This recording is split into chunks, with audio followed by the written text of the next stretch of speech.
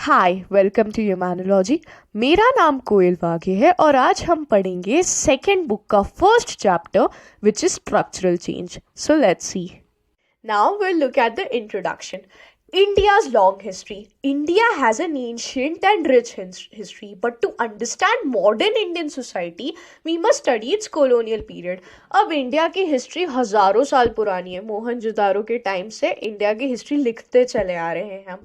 पर अगर बात करें आज के इंडिया को समझने की, 2025 के इंडिया को समझने की, तो हमें कोलोनियल या फिर जब ब्रिटिश हम लोगों पर रूल करते थे उस टाइम से हमें समझना पड़ेगा। क्यों? क्योंकि कोलोनियलिज्म या फिर ब्रिटिशर्स का जो राज था वो बहुत सारे स्ट्रक्चरल चेंजेस लाता है इंडियन सोसाइटी में, जो कि बहुत ज़्यादा गहरे और लॉन्ग लास्टिंग रहे हैं। So let's see. अब हम इस जो स्ट्रक्चरल चेंज की बात कर रहे हैं, ये होता क्या है? स्ट्रक्चरल चेंज मतलब changes in the structure of society, या फिर आसान शब्दों में जब किसी भी सिस्टम, इकोनॉमी या सोसाइटी के स्ट्रक्चर यानी उसके बेसिक अरेंजमेंट या फिर वो जिस तरीके से बना है उसमें बड़ा और लॉन्ग टर्म चेंज आता है, तब हम उसे स्ट्रक्चरल चेंज बोलते हैं। ये चेंजेस यूजुअली सोशल इंस्टीट्यूशंस जैसे फैमिली, इकोनॉमिक, पॉलिटिक्स और रिलीजन में होते हैं। इनके साथ साथ उनके रूल्स, रोल्स और रिलेशनशिप भी बदल जाते हैं, जैसे लोगों के बीच का बिहेवियर क्या हो गया, वो रिस्पॉन्सिबिलिटीज क्या ले रहे हैं और पावर किस तरीके से डिस्ट्रीब्यूटेड है। ये हमेशा धीरे धीरे होते हैं पर परमानेंट और डीप होते हैं, मतलब पूरे सिस्टम में बहुत अच्छे से एनग्रेन हो जाते हैं या घुस जाते हैं।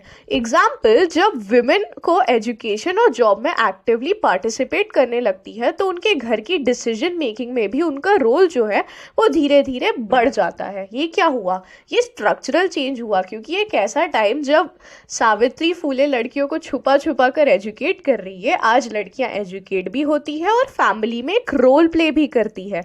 तो ये हो गया एक स्ट्रक्चरल चेंज। अब इसमें एग्जाम्पल्स क्या दिए हैं? Industrialisation and urbanisation are examples. They affected India का political system, social relationships and institutions. शहरीकरण के साथ बहुत ज़्यादा बदलाव आया पॉलिटिक्स में, लोगों के बीच के रिश्तों में और इंस्टीट्यूशंस के अंदर भी। इन शॉर्ट, कोलोनियलिज्म जो है वो स्ट्रक्चरल चेंजेस लाता है जो इंडिया की सोसाइटी को परमानेंटली चेंज कर देता है। नाउ लेट्स लुक इनटू कि ये कोलोनियलिज्म क्या होता है। So colonialism is when one country establishes rule and control over another country.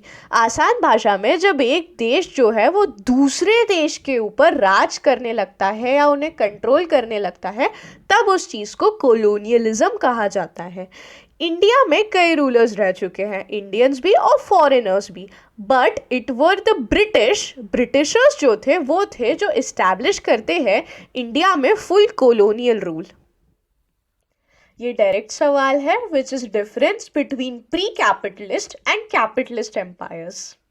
पहले देखेंगे प्री कैपिटलिस्ट एम्पायर्स को या पुराने एम्पायर्स को, जैसे मुगल एम्पायर हो गया, रोमन एम्पायर हो गया। दे टुक ट्रिब्यूट और part of economic surplus from conquered people. मतलब ये क्या करते थे कि टैक्स के फॉर्म में जो भी इकोनॉमिक सरप्लस या जो एक्स्ट्रा प्रोडक्शन होता था वो कॉन्कर्ड पीपल से ले लेते थे। इसका मेन गोल था वेल्थ कलेक्ट करना लोकल लोगों से। ये कॉलोनी की इकोनॉमी जो है उसको इतना भी कोई चेंज नहीं करते थे। मतलब ये है कि लोग अपनी पुरानी तरीके से ही खेती कर रहे हैं, व्यापार कर रहे हैं, बस उसका जो छोटा सा हिस्सा है वो उन्हें एम्पायर को देना पड़ता है। फॉर एग्जाम्पल, मुगल्स जो थे जो अपनी ज़मींदारी जो है उस पर टैक्स लिया करते थे, पर उन्होंने खेती या ट्रेड सिस्टम को पूरी तरीके से बदला नहीं था। Now let's look at capitalist empires, जो कि अपनी कॉलोनी का पूरा इकोनॉमिक सिस्टम ही बदल देते थे, जैसे कि ब्रिटिश एम्पायर या फिर फ्रेंच एम्पायर। इनका मेन गोल था मैक्सिमम से मैक्सिमम प्रॉफिट कमाना, और वो ऐसा करते थे लोगों को और रिसोर्सेस को एक्सप्लॉइट करके। उन्होंने कॉलोनीज की इकोनॉमी को पूरी की पूरी तरीके से रिस्ट्रक्चर कर दिया ताकि उनका मैक्सिमम फ़ायदा हो सके। फॉर एग्जाम्पल, ब्रिटिशर्स ने अपने फ़ायदे के लिए बहुत सारे इंडियंस को फोर्स किया था कैश क्रॉप्स जैसे कि इंडिगो, कॉटन और टी उगाने के लिए। क्यों? ताकि ब्रिटिश इंडस्ट्रीज को रॉ मटेरियल मिल सके। तो इन शॉर्ट मेन डिफरेंस क्या देखने को मिल रहा है कि प्री कैपिटलिस्ट एम्पायर सिर्फ वेल्थ लेते थे, सिस्टम नहीं बदलते थे, वाइल कैपिटलिस्ट एम्पायर्स पूरा इकोनॉमिक सिस्टम ही बदल देते थे ताकि उनका प्रॉफिट ज़्यादा से ज़्यादा हो सके। बस इस क्वेश्चन को सर्कल बैक किया गया है कि हम कॉलोनियल एक्सपीरियंस को पढ़ ही क्यों रहे हैं। तो फर्स्टली जो हमने पहले पढ़ा, अगर हमें आज के इंडिया को समझना है तो हमें उसका कॉलोनियल पास्ट समझना बहुत ज़रूरी है। क्यों? क्योंकि बहुत सारे मॉडर्न आइडियाज़ और इंस्टीट्यूशंस जो है वो कॉलोनियलिज्म की वजह से आते हैं। Example education, law, railways, in fact हमारा इंडियन कॉन्स्टिट्यूशन भी बहुत हद तक ब्रिटिशर्स से इंस्पायर्ड है। हाउएवर ये जो आइडियाज़ है ये कॉन्ट्राडिक्शंस के साथ आते थे, खुद को ही कॉन्ट्राडिक्ट करते थे। क्यों? फॉर एग्जाम्पल इंडियंस जो है बहुत सारे वेस्टर्न आइडियाज़ के बारे में समझते थे, जैसे लिबरलिज्म हो गया, फ्रीडम हो गया, इक्वालिटी हो गया, पर वो खुद एक ब्रिटिश रूल के अंदर रह रहे हैं जो उन्हें लिबर्टी नहीं दे रहा, राइट्स नहीं दे रहा, जो उन्हें इक्वल नहीं मानता। अब क्या होता है, ये जो कॉन्ट्राडिक्शंस है यही सोशल और कल्चरल टेंशंस लाते हैं, जिस वजह से स्ट्रक्चरल और कल्चरल चेंज आता है इंडिया के अंदर। तो ब्रिटिशर्स का ओवरऑल इम्पैक्ट क्या रहा अलग अलग स्पीयर्स ऑफ इंडियन लाइफ में? इकोनॉमिक में इंडस्ट्रीज बनती है, ट्रेड में चेंजेस आने लगते हैं और रिसोर्सेज का एक्सप्लॉइटेशन होने लगता है। पॉलिटिकल में ब्रिटिश जो है उनके बेसिस पे लॉज बनते हैं, एडमिनिस्ट्रेशन होता है और गवर्नेंस सिस्टम होता है। और सोशल और कल्चरल चेंजेस भी आते हैं, जैसे एजुकेशन में बहुत चेंजेस आते हैं, रेलवेज बनते हैं, पोस्टल सिस्टम स्टार्ट होता है और नए नए सोशल आइडियाज़ आते हैं जैसे कि फेमिनिज्म या फिर इक्वल राइट्स का कॉन्सेप्ट। इन शॉर्ट ब्रिटिश कॉलोनियलिज्म जो है वो सिर्फ और सिर्फ इंडिया को रूल नहीं करता है, वो इंडिया की इकोनॉमी, पॉलिटिक्स, सोसाइटी सबको पूरी तरीके से चेंज कर देता है, जो क्रिएट करता है मॉडर्न इंडिया का फाउंडेशन, बट स्ट्रगल्स, एक्सप्लॉयटेशंस और कॉन्ट्राडिक्शंस के साथ। अब हम ब्रिटिश कॉलोनियलिज्म और उसके इम्पैक्ट को थोड़ा सा डेप्थ में पढ़ेंगे। अब इंडिया में ब्रिटिश रूल जो है वो ईस्ट इंडिया कंपनी लाती है। इसका मतलब क्या हुआ? ब्रिटिश रूल कैपिटलिज्म पर बेस्ड है, मतलब हर पॉलिसी डिजाइन करी गई थी ब्रिटिश इंडस्ट्रीज और ट्रेड को ज्यादा से ज्यादा फायदा दिलाने के लिए, ताकि वो एक्सपांड और स्ट्रेंथन कर पाए ब्रिटिश कैपिटलिज्म को। तो ब्रिटिशर्स डायरेक्टली इंटरफेयर करते हैं इंडिया की इकोनॉमी और सोसाइटी के साथ ताकि ज़्यादा से ज़्यादा प्रॉफिट ले पाए। ब्रिटिश एक्सप्लॉयटेशन जो है वो कैसे कैसे होता है? तो सबसे पहले लैंड ओनरशिप और एग्रीकल्चर में चेंजेस आते हैं, न्यू लैंड लॉज इंट्रोड्यूस हो जाते हैं जो डिसाइड करते हैं कि कैसी ओनरशिप रहेगी। जो पहले बहुत सारे जो ट्राइब्स हुआ करते थे वो जैसे कॉमन या कम्युनिटी ओनरशिप पे मानते थे, तो उससे एक प्राइवेट ओनरशिप की तरफ चेंज जाता है। उसके अलावा ब्रिटिशर्स ये भी डिसाइड करते हैं कि हम हमारी ही ज़मीन पर कौन से वाले क्रॉप्स को उगाएंगे। For example farmers were forced to grow cash crops like indigo, cotton and opium instead of food crops, जो कि हमारी जो ज़मीन है उसको ख़राब कर देता था। इससे ये होता था कि फेमाइंस या फिर अकाल पड़ना, क्योंकि फूड क्रॉप्स ही नहीं उगा रहे तो खाना कहाँ से आएगा, और गरीबी पहुँच जाती थी। British also interfered in manufacturing and trade, changing how goods were produced and distributed. अब चीज़ें कैसे बन रही है और उन्हें किस तरीके से ट्रेड किया जा रहा है उसमें भी ब्रिटिशर्स ने काफ़ी ज़्यादा बदलाव लाए थे। कि फॉरेस्ट एक्ट्स एंड इम्पैक्ट और पेस्टोरलिस्ट, तो बहुत सारे फॉरेस्ट जो है उनके अंदर एंट्री जो है बैन कर देते हैं ब्रिटिशर्स, उन फॉरेस्ट में घुसना जो है वो अलाउड नहीं रहता है। सेकेंड, पेस्टोरलिस्ट या फिर चरवाहक जो है वो एक्सेस लूज कर देते हैं ग्रेजिंग लैंड्स को, मतलब कि जिस लैंड पे उनका जो हर्ड होता था वो घास चरा करता था वहाँ पर उनको एंट्री बैन हो जाती है। ये डिस्ट्रॉय कर देता है उनका ट्रेडिशनल लाइवलीहुड और लाइफस्टाइल, मतलब वो जिस तरीके से अपना जीवन जीते थे, जैसे पैसे कमाते थे, उस चीज़ को डिस्ट्रॉय कर दिया जाता है। सी और third is movement of people. Colonialism cause करता है large scale migration with in and outside India. तो लोग इधर से उधर बहुत मूव करने लगते हैं कोलोनियलिज्म के time. Many Indian labourers were sent to British colonies all across Asia, Africa and America. अब बहुत सारे बेचारे इंडियन लेबर्स जो है उन्हें दूसरी कॉलोनीज में डाल दिया जाता है एज इंडेंचर्ड वर्कर्स, मतलब कि उन्हें वापस आने की अपॉर्चुनिटी नहीं देते, उनको एज गुड एज स्लेव्स की तरह ट्रीट किया जाता है, बधुआ मजदूर जो बोलते हैं।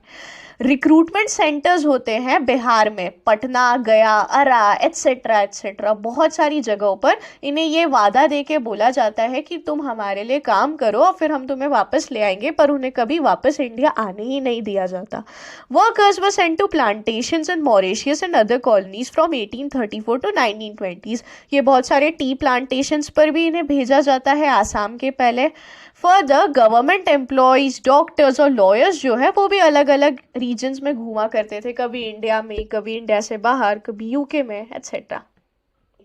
Fourth, we have introduction of western education. Britishers introduce करते हैं western style of education to create Indians who could assist and manage colonial administration. मतलब वो एक ऐसा लॉयल सेट ऑफ इंडियंस बनाना चाहते थे जो मदद करे और उन्हें असिस्टेंस दे इंडिया को एडमिनिस्टर या कंट्रोल करने में। हाउएवर ये उन पर ही भारी पड़ जाता है क्योंकि एजुकेटेड इंडियंस जो है वो सीखने लगते हैं फ्रीडम, इक्वालिटी और डेमोक्रेसी के बारे में। इस वजह से नेशनलिज्म और एंटी कॉलोनियल मूवमेंट्स, मतलब ब्रिटिशर्स के खिलाफ हम लोग आवाज़ उठाने लगते हैं। So in short, British colonialism was capitalist in nature, जो ब्रिटिशर्स के फायदे के लिए था। ये चेंज करता है land, economy, forest and education को और डिसरप्ट करता है इंडियन लाइफ को, पर इस वजह से फ्रीडम या फिर आज़ादी के स्ट्रगल की शुरुआत होती है। तो 4 मेन की चेंजेस क्या हो गए? पहले तो लैंड और एग्रीकल्चर चेंज कर देते हैं, फिर फॉरेस्ट लॉज ले आते हैं जिस वजह से पेस्टोरलिस्ट्स की लाइफ जो है वो इम्पैक्ट होती है, और फर्दर मूवमेंट ऑफ पीपल बहुत होता है, माइग्रेशन बहुत ज़्यादा होने लगता है इधर से उधर। और फोर्थ इज वेस्टर्न एजुकेशन जो है उसे इंट्रोड्यूस कर देते हैं जो बैकफायर हो जाता है। Now let's look eight capitalism. Now capitalism क्या होता है? कैपिटलिज्म एक इकोनॉमिक सिस्टम होता है जहाँ पे मीन्स ऑफ प्रोडक्शन जो है, जिस चीज़ों से प्रोडक्शन होता है जैसे फैक्ट्रीज, लैंड, मशीन एट्सेट्रा, वो प्राइवेटली ओन्ड होती है, या मतलब एक इंसान या फिर ग्रुप ऑफ इंडिविजुअल्स जो है वो ओन करते हैं उस चीज़ को। इसका मेन गोल होता है ज़्यादा से ज़्यादा प्रॉफिट कमाना, और गुड्स और सर्विसेज जो है उन्हें प्रोड्यूस किया जाता है और बेचा जाता है मार्केट सिस्टम के हिसाब से। मार्केट सिस्टम मतलब एक एरिया जहाँ पर बायर्स और सेलर्स जो खरीद रहा है और बेच रहा है एक दूसरे से इंटरेक्ट करते हैं। Okay, now what is the link between colonialism and capitalism? Western colonialism was deeply connected to capitalism. Colonialism और capitalism एक दूसरे से connected थे। colonialism जो है वो हेल्प करता है कैपिटलिस्ट कंट्रीज को वेल्थ गेन करने में, रॉ मटेरियल्स लेने में और मार्केट्स को अपनाने में। ये एक्सपांड करता है ट्रेड और प्रोडक्शन ग्लोबली। कैसे? फॉर एग्जाम्पल, वो इंडिया में कॉटन उगवाया करते थे हम लोगों से, या फिर इंडिगो उगवाया करते थे। उससे क्या हो रहा है? उनके पास रॉ मटेरियल आ रहे हैं, उन्हें इंडियन मार्केट भी मिल गया है, और वो इस रॉ मटेरियल को ब्रिटेन में शिप ऑफ कर देते थे और पूरे यूरोप में बेचा करते थे, और इससे उनकी वेल्थ जो है वो गेन हो रही है। सो इस तरीके से कोलोनियलिज्म और कैपिटलिज्म जो है वो एक दूसरे से कनेक्टेड है। कैपिटलिज्म वेस्ट में कैसे डेवलप होता है? तो firstly it came through a complex process, मतलब ऐसा नहीं हुआ कि कैपिटलिज्म वेस्ट में एकदम से आ गया, वो एक स्लो और लंबी प्रोसेस रही है। Firstly European exploration of other parts of the world. Europeans अलग अलग पार्ट्स ऑफ द वर्ल्ड देखने लगे, जैसे एशिया, अफ्रीका, अमेरिका। प्लंडर या looting of wealth and natural resources from colonies, वो इन कॉलोनीज में जाकर उनके रिसोर्सेज को चुराने लगे, जैसे सोना, चांदी, मसाले या फिर हमारा लैंड। फर्दर साइंस और टेक्नोलॉजी जो है वो बहुत जल्दी से बढ़ने लगी, तो ये जो टेक्नोलॉजी थी इसको ये लोग इंडस्ट्रीज और एग्रीकल्चर में यूज़ करने लगे to boost production and profit. ज़्यादा से ज़्यादा प्रोड्यूस करने लगे और ज़्यादा से ज़्यादा प्रॉफिट कमाने लगे इस टेक्नोलॉजी को यूज़ करके। अब फीचर्स ऑफ कैपिटलिज्म क्या है? फर्स्टली ये ग्लोबल इन नेचर है, मतलब पूरी दुनिया में फैला हुआ है। Further it has strong dynamism, energy and adaptability, मतलब कैपिटलिज्म जो है वो बहुत ज़्यादा बदल जाता है जगहों के हिसाब से। मतलब इट्स वेरी फास्ट, इट अडाप्ट्स। अगर वो इंडिया में है तो वो एक अलग तरीके से काम करेगा, वो यूके में है तो अलग तरीके से काम करेगा। बस एम क्या है, ज़्यादा से ज़्यादा प्रॉफिट होना। Third, it constantly aims to grow and expand, वो ज़्यादा से ज़्यादा बढ़ना चाहता है। इनोवेट या फिर नई नई टेक्नोलॉजी को इंट्रोड्यूस करना और मशीन और लेबर को इस तरीके से यूज़ करना कि वो ज़्यादा से ज़्यादा प्रॉफिट कमा पाए। फॉर एग्जाम्पल, बहुत सारी कैपिटलिस्ट सोसाइटीज़ जैसे कि अमेरिका अपने लेबर को आउटसोर्स कर लेती है छोटी कंट्रीज से, जहाँ कम से कम पैसे में उन्हें लेबर मिल जाता है। अब इस सब से हम क्या समझ सकते हैं? तो फर्स्टली, वेस्टर्न कैपिटलिज्म जो है वो बड़ा ही कोलोनियलिज्म की वजह से है। दोनों एक दूसरे के साथ काम करते थे। कोलोनियलिज्म जो है वो मार्केट और रिसोर्सेज प्रोवाइड करता था, मतलब उनकी कॉलोनीज जैसे थी, तो इंडिया का मार्केट भी मिल गया और इंडिया के रिसोर्सेज भी मिल गए। और कैपिटलिज्म जो है वो इकोनॉमिक मोटिव और टेक्नोलॉजी, और जो कैपिटलिज्म था वो इन रिसोर्सेज और मार्केट को यूज़ करने के लिए अदर इकोनॉमिक स्ट्रैटेजीज बताता था, टेक्नोलॉजी से इंट्रोड्यूस करता था। इससे होता यह है कि वेस्टर्न कैपिटलिज्म एक डोमिनेंट ग्लोबल सिस्टम बन जाता है। इन शॉर्ट क्या है, कोलोनियलिज्म जो है वो कैपिटलिज्म को फीड करता है और कैपिटलिज्म की वजह से कोलोनियलिज्म चलता चला आता है। Together they change the world economy and society permanently, और दोनों ने मिलके पूरे वर्ल्ड को कहीं ना कहीं परमानेंटली चेंज कर दिया। Now we will understand what idea of nation states is. Okay, now what is nation state? A nation state is a state where the government has sovereign power or complete control over a defined territory. मतलब एक जो decided area होता है उस पे government का पूरा पूरा control होना एक nation state होती है. The people living in that area are citizens of one nation. जो लोग इस area में रह रहे होते हैं वो सब one nation के citizen होते हैं. जैसे जितने भी लोग हमारी Indian territory में रहते हैं वो सब Indians हैं. The idea of nation state is closely linked to the rise of nationalism. अब जैसे जैसे nationalism आया या फिर हमने ब्रिटिशर्स के खिलाफ आवाज़ उठाना चालू करी ताकि हम फ्री रह पाए, उसके साथ नेशन स्टेट का आइडिया जो है वो भी कहीं ना कहीं राइज होता है. अब नेशनलिज्म क्या है? Nationalism is the believe that every group of people या फिर इस टेरिटरी में रहने वाले जो लोग हैं उनके पास आज़ाद होने का हक है और उनको टू रूल देमसेल्व्स या फिर खुद को रूल करने का या फिर सॉवरेन पावर एक्सरसाइज करने का भी हक है. या फिर जैसे बाल गंगाधर तिलक कहते थे कि Swaraj is my birth right and I shall have it, मतलब स्वराज या फिर खुद को रूल करना, सेल्फ रूल करना मेरा जन्म सिद्ध अधिकार है और मेरे पास वो होना ही चाहिए. तो ये कॉन्सेप्ट है नेशनलिज्म का. Now what is the link between nationalism and democracy? तो नेशनलिज्म जो है वो दुनिया भर में डेमोक्रेटिक आइडियाज़ को राइज देता है, जैसे इक्वालिटी, सबको समानता का हक, फ्रीडम, आज़ादी का हक, और सेल्फ रूल, मतलब लोगों के पास राइट होना खुद को गवर्न करने का. ये एम्फेसाइज करता है कि people in colonised countries like India also have same right to be independent and sovereign as people in other nations. ये इस बात को एम्फेसाइज करता है कि कोलोनाइज्ड कंट्रीज जैसे इंडिया के लोगों को भी इंडिपेंडेंट होने का और सोवरेन होने का पूरा पूरा हक है, बिल्कुल बाकी देशों की तरह. अब इंडिया में नेशनलिज्म का राइज कैसे आता है? ये कोलोनियलिज्म के खिलाफ एज अ फीलिंग राइज करता है. जब हम ब्रिटिशर्स को हेट करने लगे थे तब नेशनलिज्म फीलिंग्स हम सब में बढ़ जाती है. इंडियंस विश्वास रखते हैं कि स्वराज या सेल्फ रूल और फ्रीडम उनका बर्थ राइट है या उनका जन्मसिद्ध अधिकार है. This led to the freedom movement where Indians fought for political freedom, मतलब टू गवर्न देमसेल्व्स, जहाँ वो खुद की गवर्नमेंट चुन सके, अपने डिसीजंस खुद ले सके, और इकोनॉमिक फ्रीडम जहाँ पर अपने रिसोर्सेज के ऊपर उनका खुद का से हो और ब्रिटिश गवर्नमेंट या लॉर्ड्स का नहीं.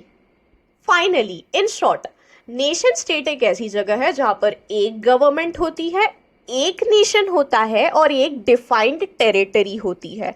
और नेशनलिज्म क्या होता है? Right to freedom and self rule, आज़ादी का हक और स्वराज का हक.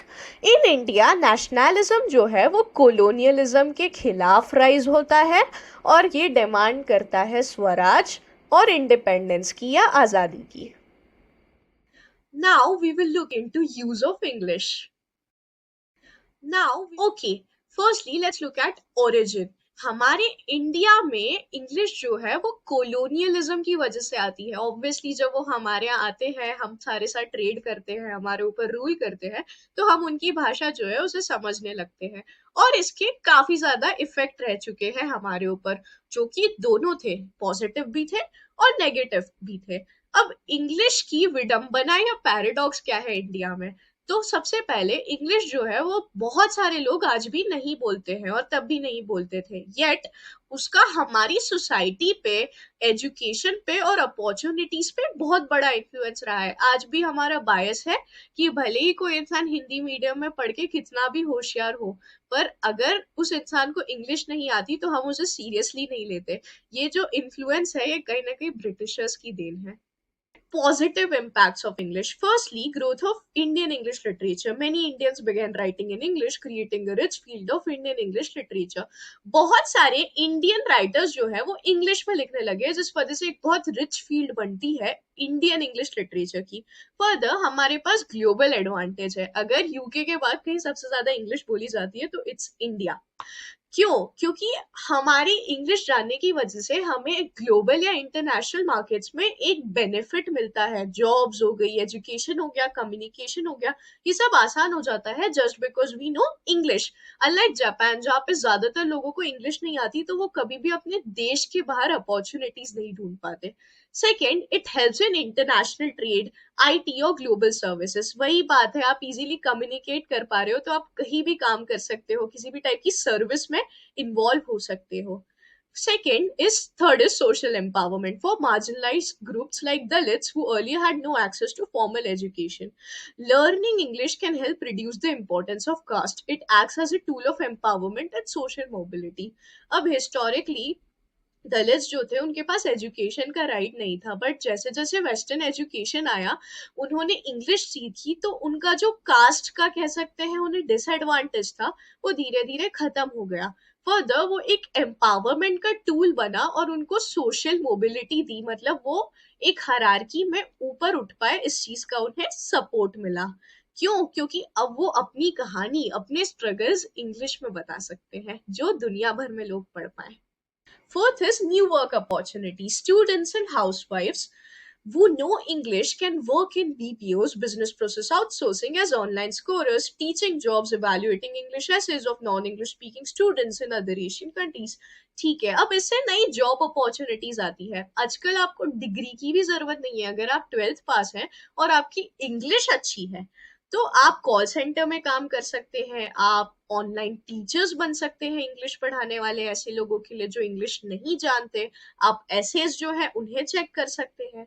अब नेगेटिव और अनइक्वल इफेक्ट्स भी रहे हैं इस चीज के। Firstly, English still acts as a mark of privilege. आज भी बहुत लोगों का बायस है कि अगर किसी को इंग्लिश नहीं आती तो वो होशियार नहीं है, या फिर वो इनकेपेबल इनफ नहीं है एक स्पेसिफिक जॉब के लिए, जो कि बहुत ज्यादा गलत है। इसे एसोसिएट किया जाता है हाई सोशल स्टेटस और प्रेस्टीज से।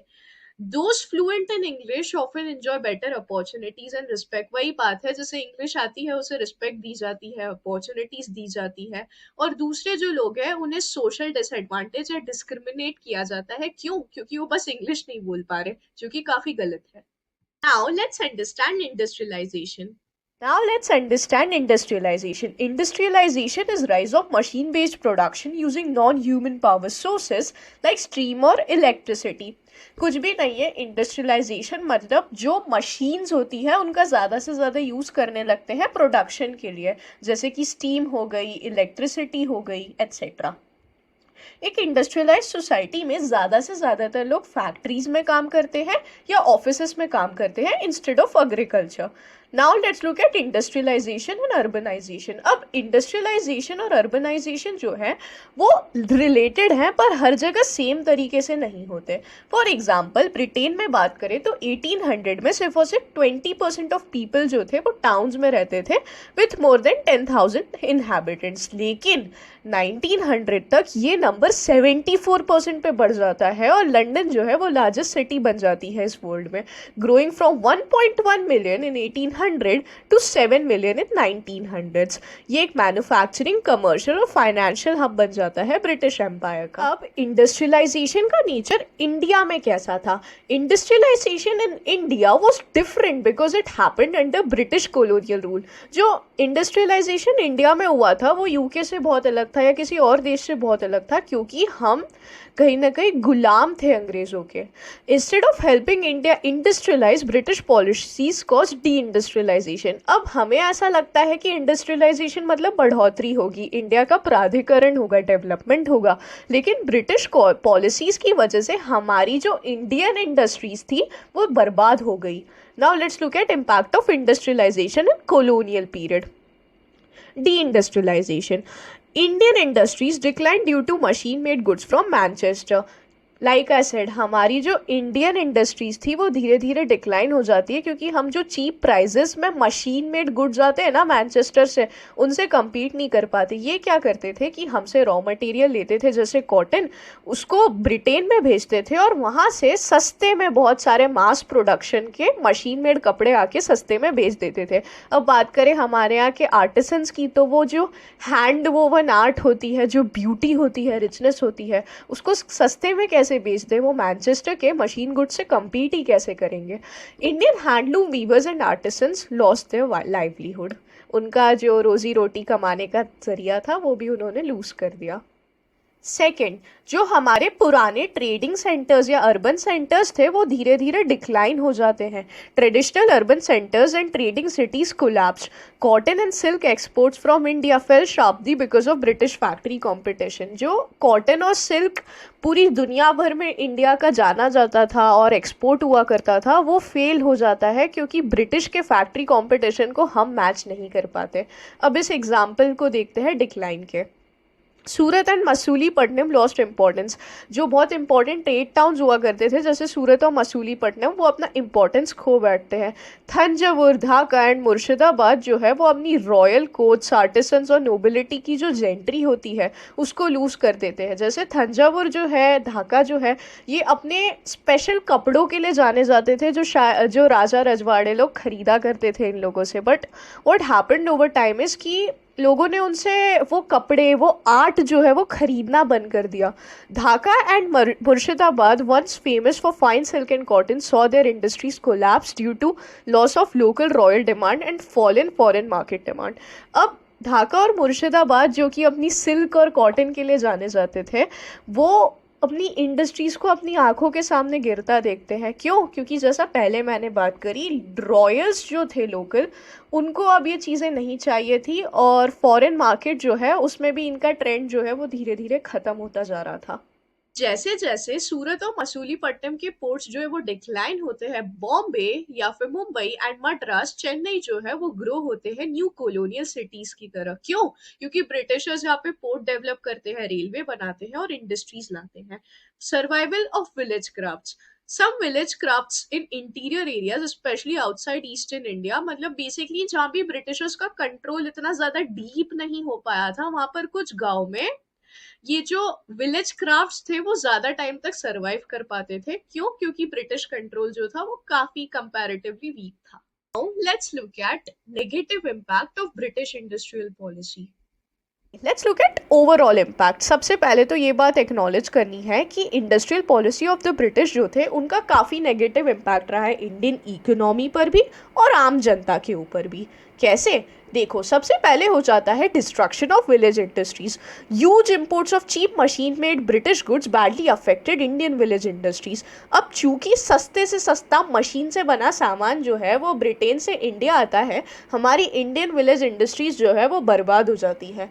Local handmade products could not compete with British goods. अब चूंकि हम लोग हमारे प्रोडक्ट्स हाथ से बना रहे हैं, उसमें एक एफर्ट लग रहा है, लेबर कॉस्ट लग रही है, मेहनत लग रही है, हम ब्रिटेन के जो मशीन से एक जैसे दिखने वाला सामान जो है उसको जो चीप प्राइस है उसे हम मैच नहीं कर पा रहे किसी भी तरीके से।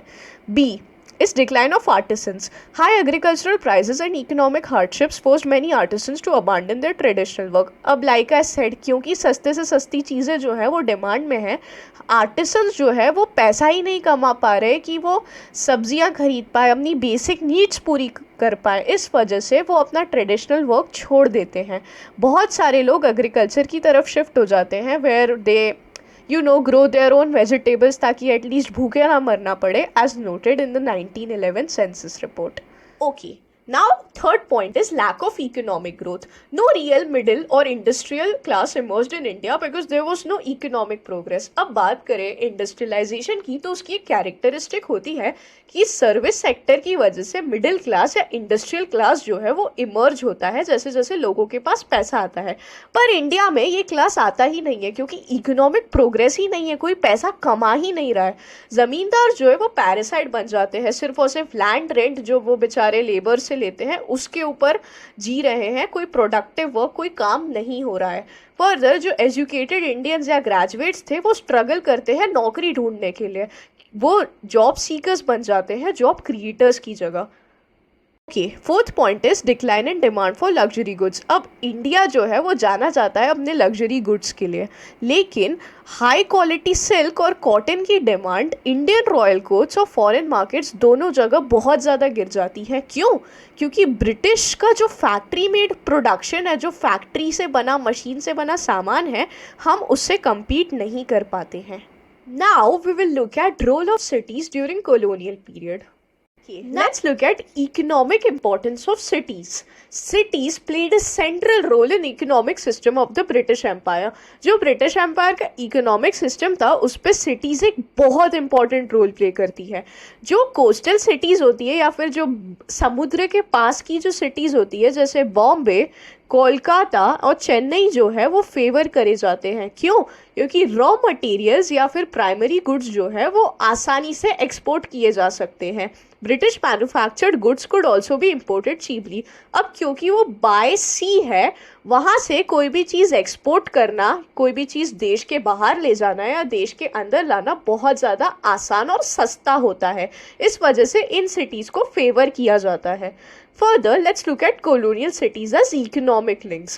Colonial cities, ये जो मुंबई, कोलकाता और चेन्नई है, ये लिंक की तरह एक्ट करते हैं between the core centers of the economy, Britain and periphery margins या फिर colonized India.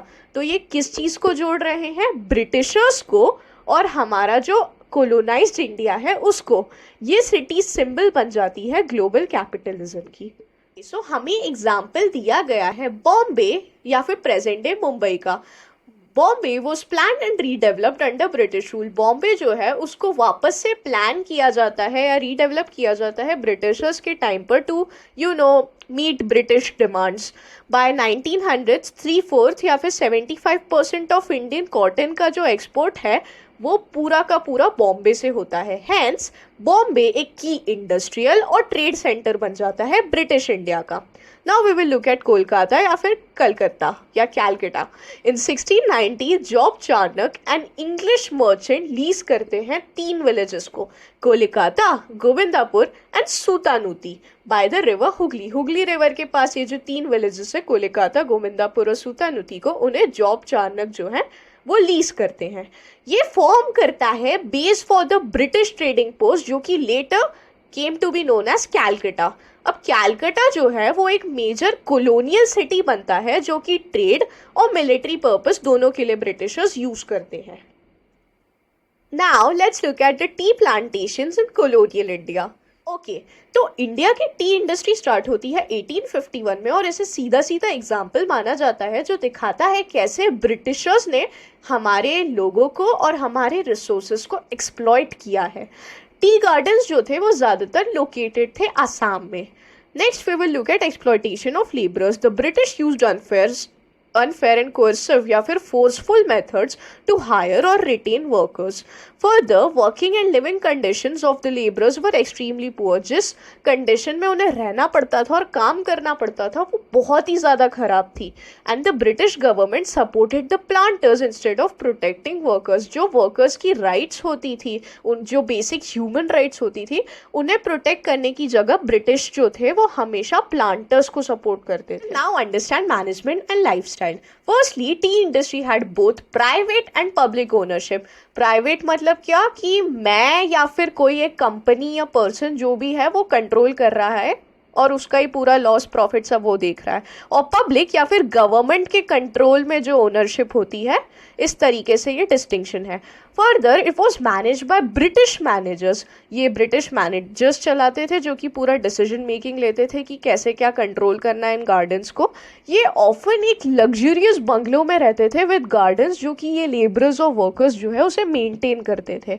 ये इंजॉय करते थे बहुत ही ज़्यादा लैविश और कंफर्टेबल लाइफस्टाइल, वाइल जो हमारे बेचारे लेबरर्स थे वो बहुत ही ज़्यादा बेसिक नीड्स जो है वो भी उनकी पूरी नहीं हो पाती थी.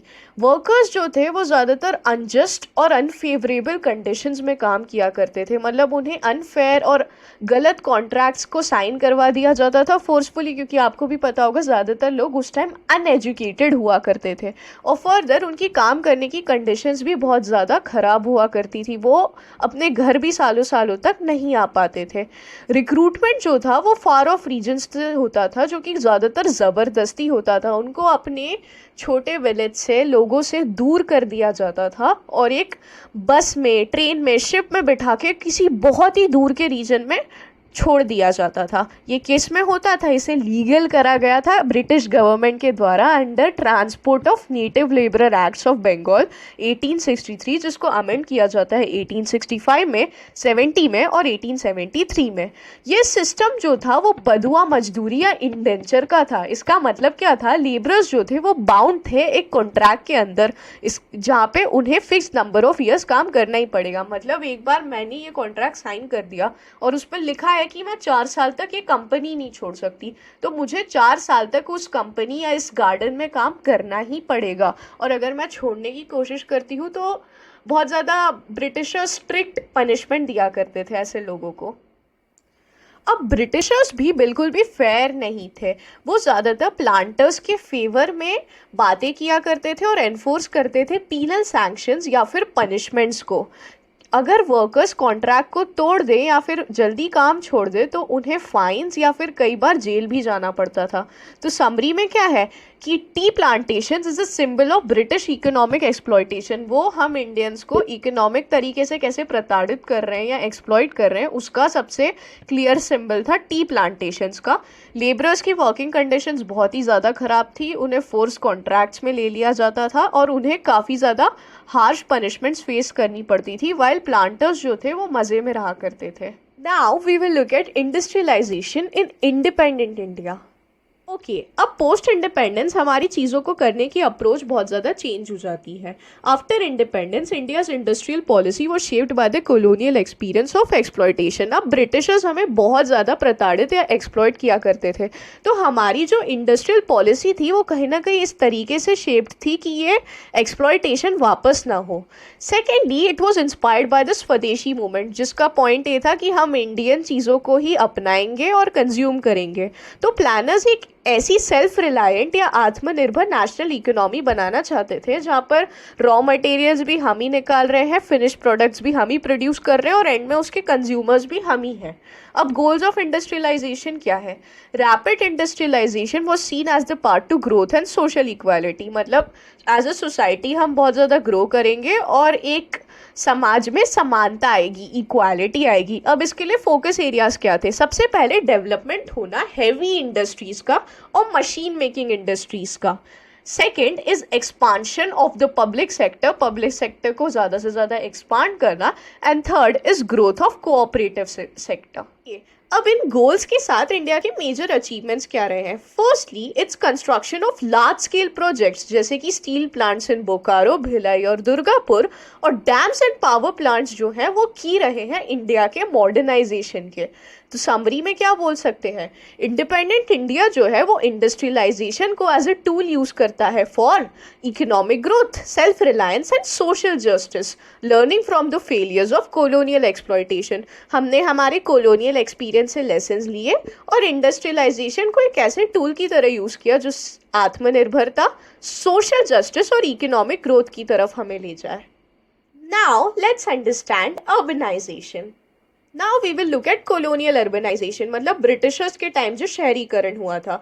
During British rule many old cities declined while new colonial cities emerged, मतलब हमारी जो पुरानी सिटीज थी वो डिक्लाइन करने लगी थी और ब्रिटिशर्स नई नई सिटीज को डेवलप कर रहे थे। एग्जाम्पल कोलकाता या कलकत्ता, जो कि डेवलप होता है 1690s में एज अ ट्रेडिंग पोस्ट, और फोर्ट विलियम बनता है 1698 में, जो एक्ट करता है एक डिफेंसिव स्ट्रक्चर की तरह जो पूरी सिटी को प्रोटेक्ट या डिफेंड करता है and the base for military operations. Now we will understand European town planning. अब ब्रिटिश इंट्रोड्यूस कर देते हैं एक European style of town building जो कि मॉडल है आज भी साउथ एशियन सिटीज का। नाउ लेट्स लुक एट ये यूरोपियन स्टाइल टाउन्स होते क्या हैं। फर्स्टली स्पेशियस बंगलोज, बड़े बड़े बंगलोज बनाए जाते हैं क्योंकि उनके टाइम ऑफिशियल्स के लिए बनाया करते थे। स्ट्रीट जो है वो प्लान्ड होती है और बहुत सारी ओपन पब्लिक एरियाज होते हैं जैसे गार्डन हो गया। Next they use to have clubs and social gathering places, ज़्यादातर सोसाइटीज़ में आज भी क्लब्स होते हैं। और क्लीन ऑर्गेनाइज लेआउट होता है, जैसे चंडीगढ़ जो है वो पूरा ग्रिड पैटर्न पे बना है, ये क्लीन ऑर्गेनाइज लेआउट है। Unlike the crowded traditional Indian towns, मतलब जो बिना किसी प्लानिंग के जो रोड काट दिया करते थे, घर बना दिया करते थे, वो चीज़ जो थी वो डिक्लाइन हो जाती है यूरोपियन स्टाइल टाउन बिल्डिंग के साथ। Now let's look at urbanisation and independent India. Okay, अब 1947 के बाद अर्बनाइजेशन जो है बहुत तेजी से बढ़ता है। बहुत सारे विलेजेस जो है वो अर्बन इन्फ्लुएंस के अंडर आ जाते हैं। क्यों? क्योंकि बहुत अच्छा डेवलपमेंट हो रहा है, ट्रांसपोर्टेशन सुधर रहा है और नई नई इंडस्ट्रीज खुल रही है। पर इस अर्बन इम्पैक्ट का जो नेचर था वो अलग अलग विलेजेस में अलग अलग तरीके से देखने मिलता है। और ये किस पर डिपेंड करता है? उनकी रिलेशनशिप पे विथ नियर बाय टाउन्स और सिटीज, उनके पास में जो टाउन्स और सिटीज है उनसे उनके रिलेशनशिप कैसी है उस पर डिपेंड करता है। Now we will look at MSA Rao's 3 situations of urban impact, मतलब अर्बनाइजेशन आता कैसे है। Okay, so first is migration and remittances. In some villages, many people migrated to big cities or foreign countries for jobs. बहुत सारे villages में वहाँ के लोग migrate कर गए jobs के लिए बड़ी शहरों में या फिर foreign countries में। ये migrants वापस जब आते हैं तो अपने villages में बड़े बड़े modern houses बनवाते हैं, वहाँ के land और industries में invest करते हैं और donate करते हैं schools, colleges और trusts को, ताकि उनके बच्चे भी वहीं पढ़ पाए। ये villages शो करते हैं economic and social change due to urban contact, मतलब अर्बन या शहरों के कॉन्टैक्ट में आने की वजह से यहाँ पर इकोनॉमिक और सोशल चेंज देखने को मिलता है।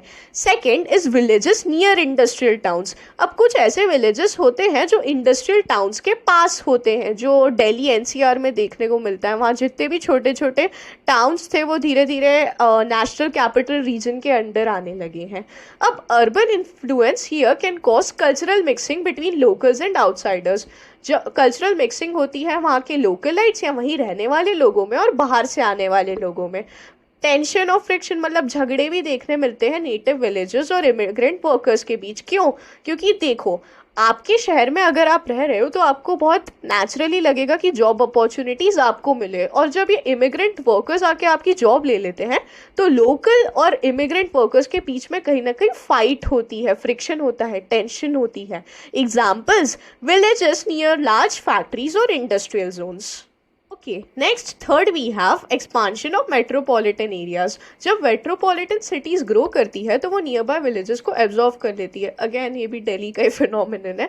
The village lands are used for urban development, roads, buildings, industries etcetera. Over time these absorbed villages lose their rural identity and become part of the city. उनका जो गाँव का जो आइडेंटिटी होता है उसे वो लूज कर देते हैं और सिटी का हिस्सा बन जाते थे। एंड फोर्थ इज सिटीज, मतलब एग्जाम्पल्स है सिटीज विथ रैपिड अर्बनाइजेशन के। मेजर सिटीज़ जहाँ पे हाई अर्बन ग्रोथ देखने को मिलती है after independence include Mumbai, Delhi, Kolkata, Chennai, Hyderabad, Bengaluru, Pune, Kanpur और नागपुर। ये ऐसे शहर है जो इंडिपेंडेंस के बाद बहुत तेज़ी से बढ़ते हैं और बड़े बड़े शहरों की तरह इमर्ज होते हैं। इसमें मुंबई, कोलकाता और चेन्नई तो कॉलोनियल टाइम से ही प्रोमिनेंट है, बट दिल्ली, हैदराबाद, बेंगलुरु, पुणे, कानपुर और नागपुर प्री इंडिपेंडेंस बहुत तेज़ी से बढ़े हैं। And that was it. Thank you so much.